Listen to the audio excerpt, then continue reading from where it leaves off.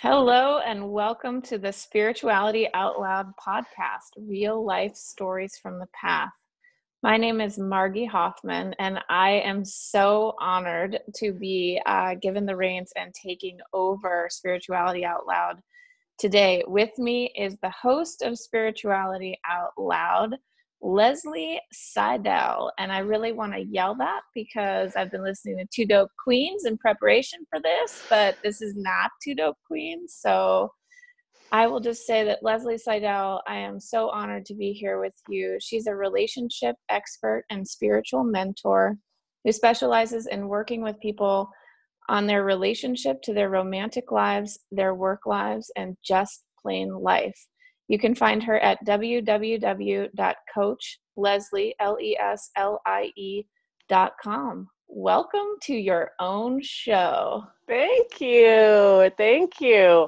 I'm a little nervous about you getting prepared using Two Dope Queens. So if any of you out there don't know what Two Dope Queens is, it's a podcast that's absolutely amazing, one of my favorites, and not fit for children's ears. So when you were alone in that car or when you were alone without the littles, I highly, highly recommend it. So that's awesome.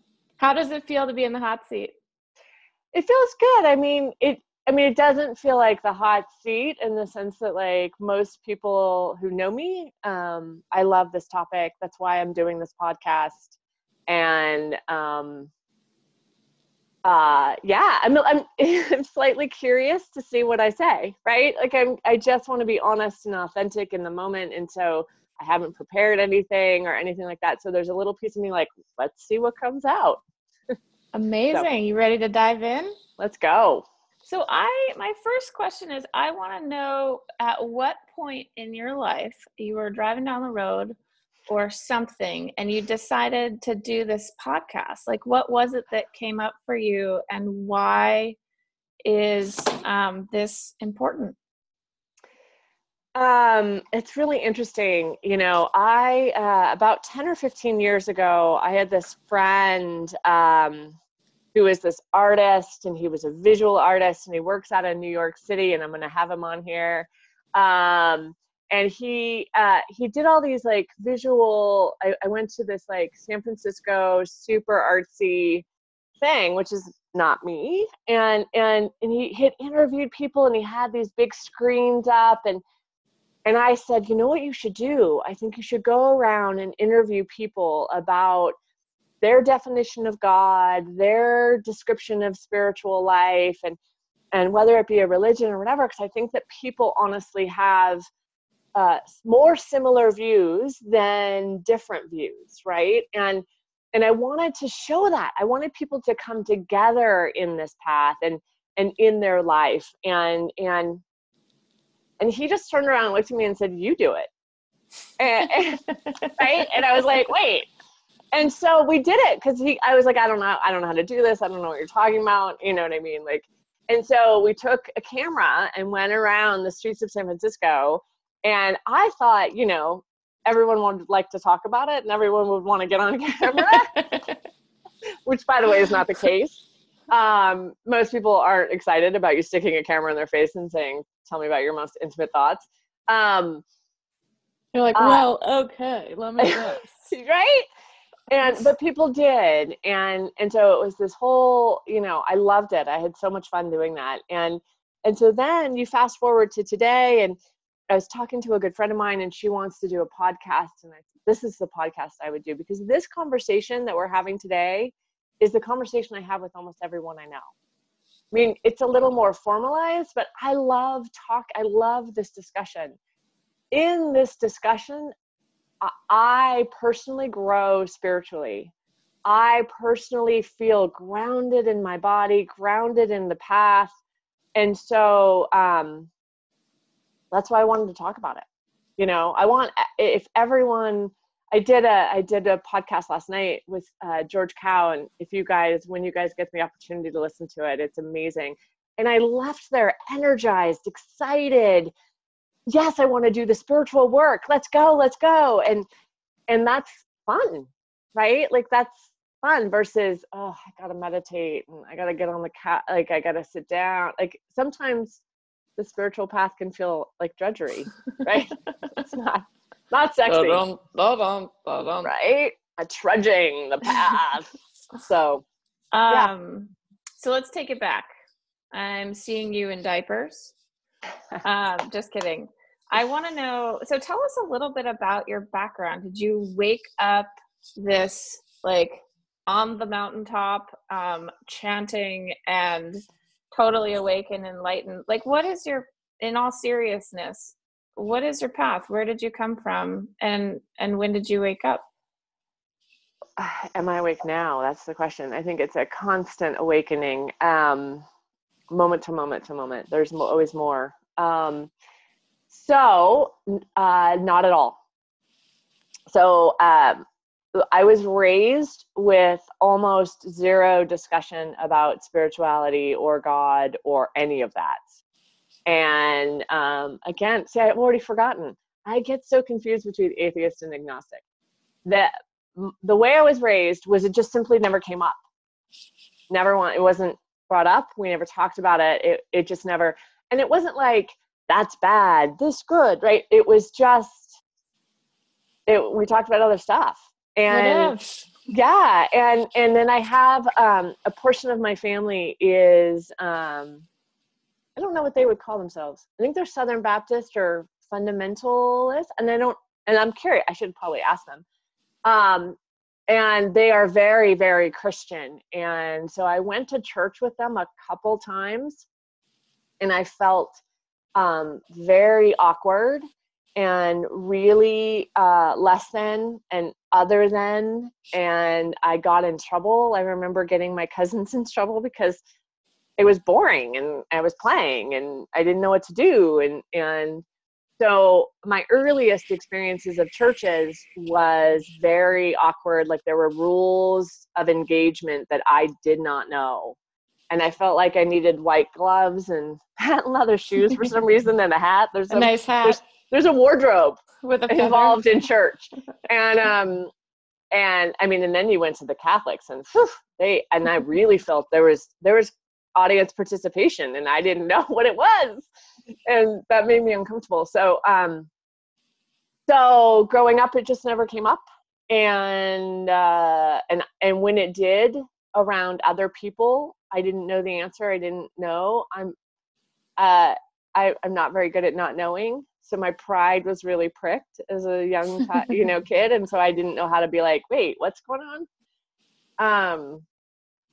And then my first time saying, oh my God, this makes sense. And there's magic was how I experienced it, was Shirley MacLaine's book, Out on a Limb. I went there, right? I went big. What I expected you to say. Oh, right. Right. So it is, I don't know if do you know this book? No. Oh yeah, it's out there. Shirley MacLaine's done some searching, man. And so this, I was like 15 or 16 or something like that. And yeah, I have an image of my first car. And this book is all about astro travel and her going to Machu Picchu and like traveling the world with healers. And I was like, what's that? Let's go. Really? This happens? Like it was as if Harry Potter, like I found out that you could go to Hogwarts, right? Like it was, That's how it felt to me. And I'm a huge fan of old musicals. So I loved Shirley MacLaine already. And then this like... I just had 76 trombones in a band like on loop. So keep going. I'll be here doing that. Yeah, no worries. And so yeah, it was the first time. I don't even know how I got the book. I mean, reading was very important to me as a child and still is important to me. And so I was an avid reader and the library was my favorite place. And so I fell into that spot. And yeah, so that was my initial foray into this like nebulous spirituality. And I don't even know that I would have called it that at the time. Magic. So a lot of us, like a lot of people, I guess myself too, I started reading books about it, right? And the intellectualizing of spirituality, and like, it's that very natural space of like, just figuring out like, what's the what actually is this? So how did you transition from reading a book to practice? Like, where did you go? What was the next right thing? What does that connection point look like for you, or that connective tissue? Yeah. So what happened was I was uncomfortable and unhappy, and used drugs, alcohol, and food to fill that void, to fill that hole. And that doesn't work, or it does work for a minute and then blows up your world, my world. And so I was 25 in San Francisco, and everything was kind of falling apart, and I didn't know what to do. And I ended up at a 12-step program, and it was just like, uncle, surrender. There's the point of surrender, right? Like, there's all these surrenders in my life. Surrender is almost always the answer. And in the 12-step room, I mean, in some ways I'm lucky because I didn't have I wasn't getting over any religious past. But then in other ways I was unlucky, which I just felt weird and awkward. And you told me to pray, and I didn't know what that meant. And I didn't know. So you go into 12 steps, and there's all these things you're supposed to do. And and I didn't know what that meant. You wanted me to find a higher power. What is that? How do you let go? How do you, like, all of these really nebulous things that I didn't understand at the time. And I still have moments of not understanding. And so the dialogue there is, you just need to believe, like the mustard seed idea, right? Like, you need to believe. And so I started off believing that the person running, showing me this path, that she believed. Mm-hmm. And I believed that if there was a God, he absolutely wasn't going to like me. And, right. Like, I couldn't hide anything from it. And I couldn't, like, then I was like, how am I going to do this if I can't PR my way through that? You know what I mean? Like, totally. He knows my secret thoughts. Yeah. Peace out. I just lost. Right. And, so it was so weird and awkward, but I was desperate and I needed help. And so so there's two ways, right? So I didn't know anything. So what that meant is everything was available to me too. Right. So I was like, okay, let's do this.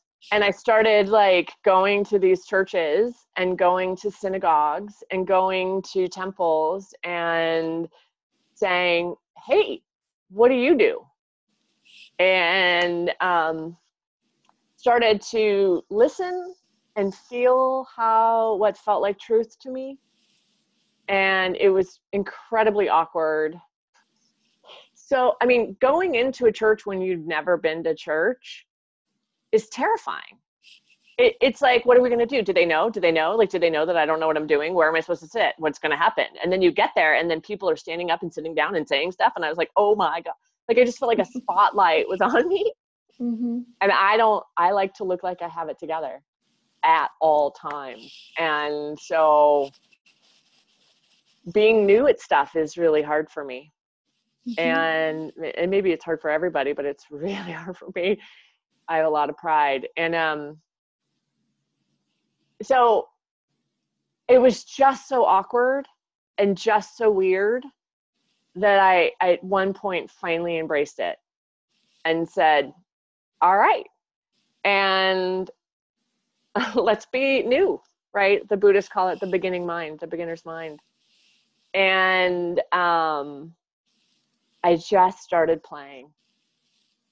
And yeah, so I've done a lot of, not as intense as Joseph Campbell, but this idea of like Joseph Campbell of like just going and seeking and learning and seeking and seeing what felt right. And I can tell you that Christianity didn't work for me. Although the Sermon on the Mount I really loved. I thought that was just so beautiful. Mm-hmm. Do you know what Sermon on the Mount is? It's this. Mm-mm. the way I hold it is it was like summer school for Christians. Like Jesus was, Jesus was like, all right, let's just get it all wrapped up. Here's my deal. And like did a quick, got on a mount and did some sermons, hence the name. And this is what I believe, right? It's this beautiful like synopsis. And I like that, right? Like the Cliff Notes. But I fell in love with Judaism. I love the Jews. God, I love Judaism. Oh, they just feel so beautiful and right. And I am 5'10" and blonde and a shiksa. Like, talk about a spotlight. Like it. Yeah. I'm obviously not Jewish physically, and whew, but I would go to high holidays, and it filled me with such beauty and passion, and I loved it. So I followed that feeling. Yeah. Okay, so now you're playing. You're in a space of play. You've adopted beginner's mindset. Were there any moments where you woke up and you're like, holy shit, I have no idea, excuse my language, I have no idea how I ended up here. And this is like a very weird, like, what? All the time. Yeah. So like, what are some of those experiences for you? I can't imagine other people who don't want to do this all day. Like, that's the thing that's interesting to me. Yeah. Is that this is how I spend my vacation, right? Like my next big vacation, I want to go check out the John of God. Like, let's go do that. Like, and other people want to go to Cabo. I don't, you know what I mean? Like, I want to go do this. And so it didn't occur to me that other people weren't doing this. And I have been so privileged in my life to get to do all these things. And some of it was pure ignorance, right? So I ended up learning about Buddhism, and that's a huge range of stuff. And I would do things like, sit with these massive named people, but not know they were really popular and famous. Like, I didn't know that. So I was like, hey, what's up? Can you help me? Like, I would just like go up to them and there's this like, yeah, I have 30 million followers in your talk. But I didn't know that. Right. And so, Buddhism felt right.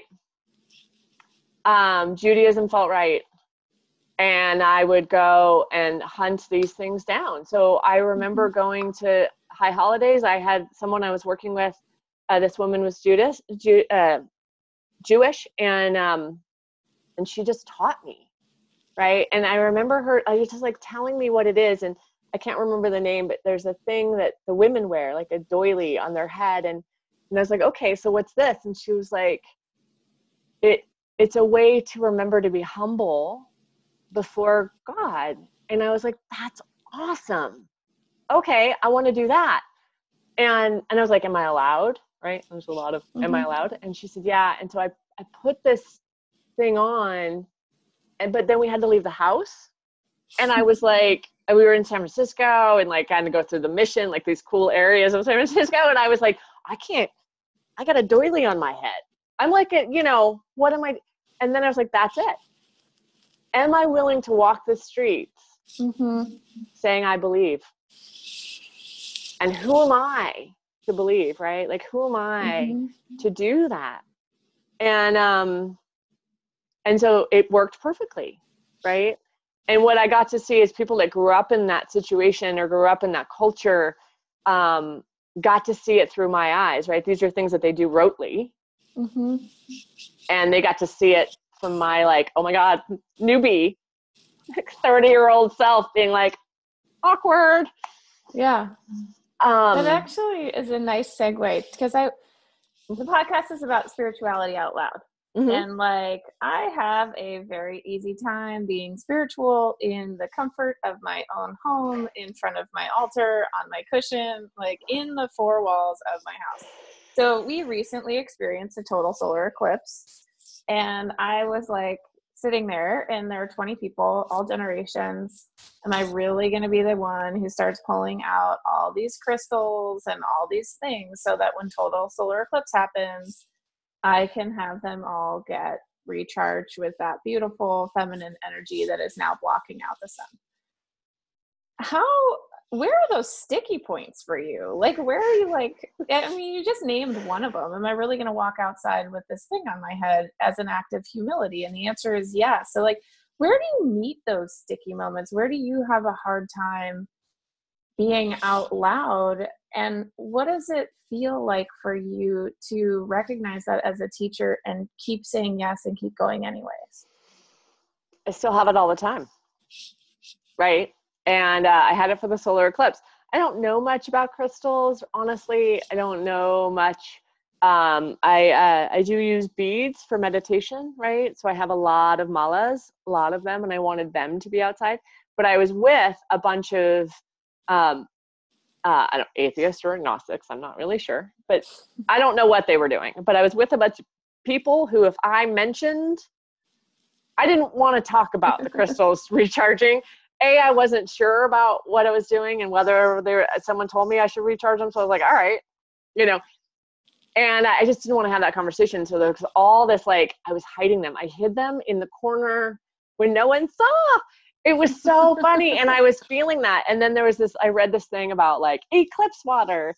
And so I mentioned it as a joke, and then I pulled some out, and then they all did it. It was really funny. And so then they all put out water and put it in jars. My mom labeled them with her little label maker. That's so cute. And, it happens a lot, right? And part of it is I am not a part of any super formal religious group. And because of that, when I get around someone who is, I feel less than, right? Mm-hmm. And even saying I'm a spiritual mentor, what is that? There's not a really good dialogue with these words. There's not a really good vocabulary, because when I hear spiritual mentor, there's a piece of me that sinks into this like airy fairy, I'm going to fluff your aura and you're going to pay me $700 and you have no idea what you're doing, right? Like there's no, the spiritual life has to be grounded in the world and not. Mm-hmm. How do you do that, right? So for me, it's so vitally important that I am in this world doing this work and not just, I don't have to pay money. I don't have to pay my bills. That's the human life. I'm spiritual, Spiritual. Yeah, there's a certain lilt to it. I don't know if that answers your question, but so tell me more about that. Yeah, that's getting into what I'm talking about. So like specific examples, I want to get into like the practicality of how this works for you and how you feel into, we just came back from a workshop on mediumship. And so I was really excited and filled with spirit because it's been a very difficult year for me. And I've been really attached to this human story about worth and forgiveness, just everything. I have been locked in my humanness. And I came back from this retreat and it was like this unbelievable opportunity to reconnect with unconditional love and spirit. And so I'm carrying that energy with me. And I'm totally like, everything that comes up now, I'm like, oh, that's a human thing. I'm just going to be with spirit. Spiritual bypass. So I go and sit with my therapist, and my therapist is like, have you ever heard of spiritual bypass? And I'm like, why do you bring that up every single time we talk? And so as somebody who's been doing this work for a really long time, like very practically applying it to your life, how do you tease apart like spiritual bypass versus like humanness? And like what specifically, like when you are faced with those things in your life that seem impossible or that fill you with fear, what does that work look like for you? How do you do it? I feel really like I need to come up with like a 2-line answer that's going to just be like blow you out of the water, and it's going to be so amazing. Right. There's a couple things that come forward. One is the story that I have where,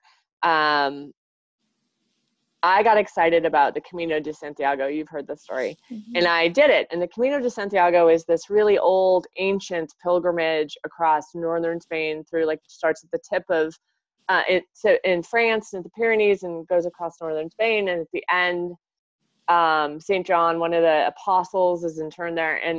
And it's this old pilgrimage, and it sounded amazing. So the spiritualist people say that the energetic ley lines or something I'm really not clear about are aligned and attuned, and you're going to crack open in this really la la la. And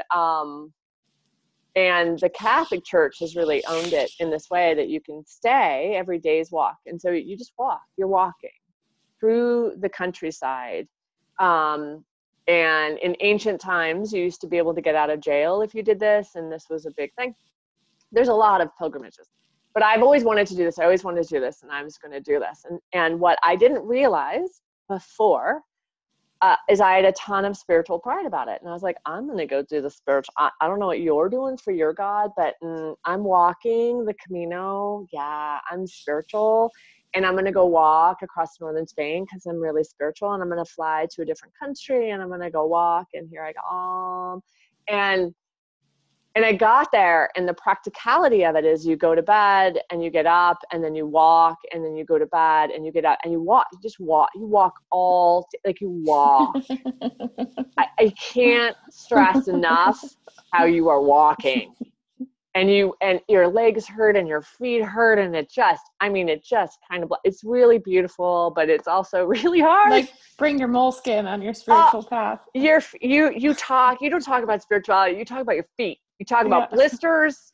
Do you want to see my blisters? I want to tell you your blisters. What kind of shoes do you have? Like, let's look at our feet. Like, we just talk about feet. And so by the third day, it occurs to me, I'm barely able to move. It took me a half an hour to get out of bed.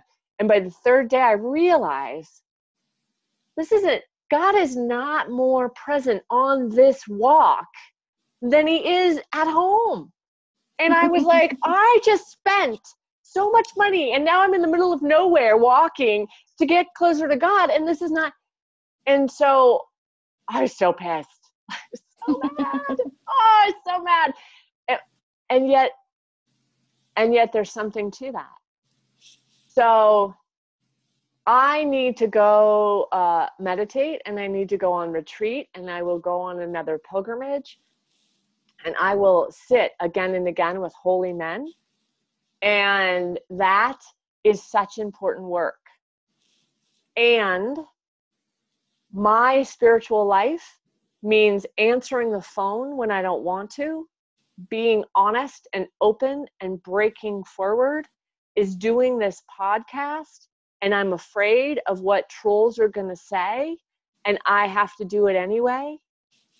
And showing up and being honest and vulnerable. I mean, that's the reason we're doing this today, right? Is because I realize I'm asking you guys to show and expose and rip off this mask. And yet I'm going to sit comfortably at home without telling you my truth.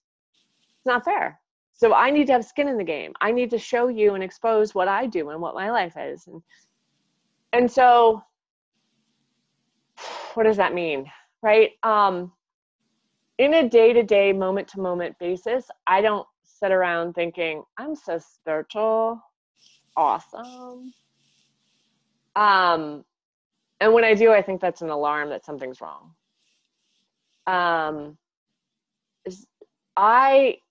A lot of the experiences I have that are really where I know I was carried are something I can look back and see, oh my God, I was taken care of. Oh my God, show me the way. So in the moment, when things are hard, I have that feeling and I have that fear, but I don't want to wallow in it. I don't want to attach to it. I let the storyline go on and not, you know what I mean? Not like, this is what's happening, you know? Mm-hmm. I'm doing this podcast. I both have this wild fantasy that I'm going to become super famous, and Brene Brown and Oprah and I are all going to sit and have lunch. Right. So that's very much going on, because I'm going to be so wonderful and people are going to just like call me up and tell me how spiritual they become because of what I'm doing. That sounds so amazing, right? Like I want that. And that's none of my business. The results are up to the higher power. My job is to do the work. My job is to step in and do what I know is right. Is that answering your question? Yeah. And so it's so there are spiritual practices that I do daily. I pray, which all that means is a conversation to God. I pray all the time. I pray, it can be a mantra. It is thank you. It is often thank you. It is, fall is coming and the trees are pretty and I thank you. Mm-hmm. Thank you for this life I have. Thank you for living in Bend, Oregon. Thank you for you. Mm-hmm. Right? That's a prayer. That's a prayer coming back to self. And I meditate. If you want a relationship with someone, you spend time with that person. If you want a relationship with a higher power and a God, you spend time with that. If you want a relationship with spirit, you spend time with that. And I am not someone who naturally does that. I don't want to. I never want to. There's always something else to do. And I do it anyway. I do these things regardless of what I think. Mm-hmm. It doesn't matter what I think. It doesn't matter what I feel. It matters what I do. Mm-hmm. And so I stay sober on a regular basis. I do not do mind altering or mood altering drugs. Personally, I have an eating disorder, so I don't eat flour, I don't eat sugar, and I completely turn my will and my life over to the care of God when it comes to those things. Those are super clear. Mm-hmm. When the path isn't clear and I am upset, I have a couple people who help ground me and help bring me back. Mm-hmm.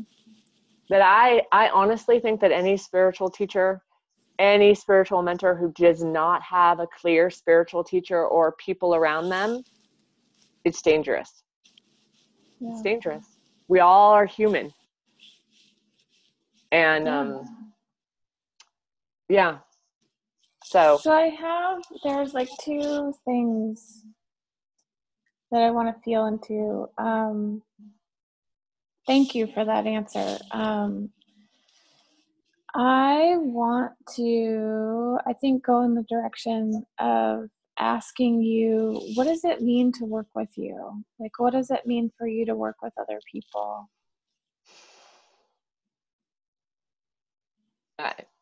you've worked with me, you tell me. Right? Well, it's funny because even saying that, like as you were answering the last question, I just get this like overwhelming, resounding yes. The energy shifted between us having this conversation. I feel calmer. I feel more connected to a higher power. And that's what you have meant in my life, is somebody who can see what I can't see. And I have rebelled against you. And there have been times that I've threw a shoe at the wall and I wasn't able to really break through to that beginner mindset. And I kept showing up and I kept doing it because I trust you implicitly that you can hold this space with me. And so I just keep doing what you tell me to do. And it is unbelievably, like, it has an unbelievable impact on every single aspect of my life. And that's not what we were going to talk today about, but that's what's coming up for me. And so you have this amazing capacity to hold space with people and to insightfully and compassionately guide them through all of the small sticky spots and the big sticky spots. What does that mean to you? Like, the other question I was going to ask, which I'm verging on, is like, what are those moments where this spirit has brought you to your knees and to tears with just overwhelming joy and compassion and gratitude for everything in life? Not that that's a big question or anything like that, but those two I feel like are intermingled for you. I mean, what you just said does. I want to be of service. I know that being of service, I have to be clear, I have to be clean, or I will put my stuff on you or anyone else I work with. And the job is to sit and show and be with someone and not look away. And I mean, I don't know how that shows up in like a promotional video, right? Like, but I have 22 years of doing this path, 22 years of seeking and working and all of that stuff. And so when you stand before me, my job is just to totally listen and totally love. And because I have such a long history of doing the work, doing all of this different work, I pull from that and it comes forward. And I guess the hardest piece for that for me is when I get, like there's moments where people are like, so tell me, they look at me like wisdom. Mm-hmm. And I think, oh shit, okay. And so my spiritual job is when I get in the way, when I have an agenda for you, we're both in trouble. And my job is to show up and hear you and listen to what you need to hear, right? Like that's what I'm doing. Here are the steps I took. So some of it is, here are the steps I took. This is what I did in your situation. People come to me, magic. This is the magic. You don't come to me. You came to me sideways because I'm funny, right? And for no other reason. And yet we sit down, you sit in front of me, and we are so similar and have so much in common, and in ways that we could not have orchestrated had we tried. Mm-hmm. And I have one woman I work with, and she's a 70-year-old church lady. She works at a church, and she is Midwestern, and she is physically the opposite of me. And we are absolutely the same person in so many ways. And it is so beautiful. And so, I mean, so there's a physical work. There's physical things you have to do. You need to sometimes shut up. You need to surrender. You need to meditate. You need to pray. You need to go be of service. When in doubt, go be of service, right? And then depending on what your problem is, and then there's another piece where you need to connect to spirit. You need to connect to your God. You need to connect so that you start, because the goal is not for you to be dependent on me. I have no interest in being a guru. I have no interest in that. The biggest joy is watching you guys soar. Oh my God, it's so fun to watch people like, we work a lot. I work a lot with women who want a relationship, and to watch them finally learn how to receive love. Finally get this, like, that's the problem. They date men who are not good for them because they don't know how to receive love, and they get to finally do that. And it is the best, most beautiful thing on the planet. And then I get to sit with my masters, right? I got the honor and the privilege of sitting with His Holiness, the Dalai Lama. Take your breath away. Mm-hmm. To be in the presence of someone who is so clean and so clear and has done this work so much, it blew me away. Mm-hmm. And then, he was doing a teaching, and I was like, I have no idea what's going on right now. Like, I don't, you know what I mean? It was like going to a master's level, PhD level physics class. I was just like, okay, just gonna sit here, be in your field. Yeah. But I think that's true of the Pope. Yeah. I think that's true of, Alma. Oh my God, Alma, the hugging saint. And there are people in this world, John of God. There's people in this world that have done the work and connect and clean and clean and clean this connection that then get to have it outward. Mm-hmm. So just the presence of my son. I look into his eyes and I see his soul. The honor and privilege of being married to my husband brings me to tears, all of it. Mm-hmm. Yeah, and my job is to be awake enough to see it. Mm-hmm. Did that answer your question? I don't even remember Yeah, what the that's question really was. beautiful. Doesn't matter. Yeah, exactly. I want to see if you want to leave us with an intention or a prayer as we come to the close of this interview.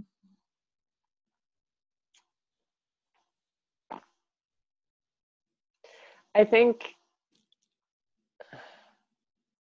when people told me that it is the act of seeking that is going to get me what I wanted, the act of looking, the act of wondering, the act of asking, that was going to get me this connection I so desperately wanted, I did not believe them. It sounded so ludicrous, and yet it is so true. That I don't care what you've done. I don't care who you are loved. That this world is filled with love and joy, and God and spirit is there, and love is there. And turn off your TV and attend to that connection. However you get that connection. Someone said yesterday, if my thought is making me feel bad, that's a way I know it's not from God. That's awesome. Right? Yeah. I wish I'd done it. Yeah, totally. Someone else said it. And that's just it. Everything I do and say comes from other. Because we're all just doing it. Mm-hmm. So if you are lost, that's the thing. If you are lost, if you are in pain, reach out. You will get taken care of. There will be people who've got you. There is a space and an energy that has you. And I want you to know that. Yeah. Beautiful. Thank you so much. I want to honor the space between us. I want to honor everything that you are and all the love that you've brought into my life. And super grateful to be able to spend this time with you today. Coach Leslie Seidel, you can find her at www.coachleslie.com. And thank you for living spiritually out loud. Thank you so much, Margie. I love you. All right. Bye now. Bye.